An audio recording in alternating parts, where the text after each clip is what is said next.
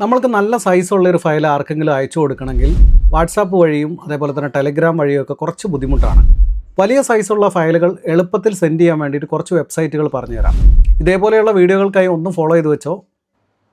Gmail അറിയാത്തവരായി ആരും ഉണ്ടാവില്ല. Gmail ഉപയോഗിച്ച് നമുക്ക് 15 GB വരെയുള്ള ഡാറ്റ സെൻഡ് ചെയ്ത് കൊടുക്കാൻ പറ്റും.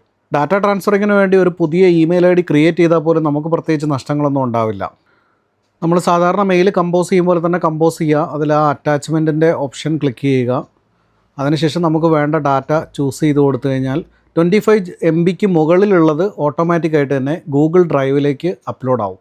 അതുവഴി നമുക്ക് ആ ലിങ്ക് മെയിൽ അയച്ചു കൊടുക്കാനായിട്ട് പറ്റുകയും ചെയ്യും. അടുത്ത മെത്തേഡ് sendgb.com എന്ന് പറഞ്ഞിട്ടൊരു സൈറ്റുണ്ട്.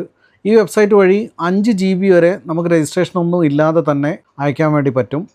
7 ദിവസം വരെ ഈ ലിങ്കിൽ ഡാറ്റ അവൈലബിൾ ആയിരിക്കും. ഈ ഒരു വെബ്സൈറ്റിൽ അപ്ലോഡിങ് ആൻഡ് ഡൗൺലോഡിങ് നമുക്ക് നല്ല സ്പീഡിൽ തന്നെ കിട്ടുന്നതാണ്.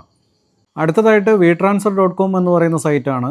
ഇതിൽ നമുക്ക് ഫ്രീ യൂസേഴ്സിന് 3 GB വരെ കിട്ടും. 3 ഡേയ്സിലേക്ക് വരെ അവൈലബിൾ ആയിരിക്കും. ഇമെയിൽ വെരിഫിക്കേഷൻ നടത്തിയാലേ ഇതിൽ ഡാറ്റ സെൻഡ് ചെയ്യാൻ പറ്റുള്ളൂ. sendgb പോലെ തന്നെ ഇതും ഹൈ സ്പീഡാണ്. അടുത്തതായി GetShared.com എന്ന് പറയുന്ന സൈറ്റാണ്. ഈ വെബ്സൈറ്റിൽ നമുക്ക് 10 GB വരെ ഫ്രീ യൂസേഴ്സിന് അവൈലബിൾ ആണ്. ലാർജായിട്ടുള്ള ഡാറ്റ ഇതിൽ സെൻഡ് ചെയ്യാൻ പറ്റും. പക്ഷേ WeTransfer അതേപോലെ sendgb എന്നീ സൈറ്റുകളുടെ അത്ര പെർഫോമൻസ് ഈ വെബ്സൈറ്റിനില്ല. ഈ വീഡിയോ എല്ലാവർക്കും ഇഷ്ടപ്പെട്ടു എന്ന് കരുതുന്നു. പുതിയൊരു വീഡിയോ ആയിട്ട് കാണാം.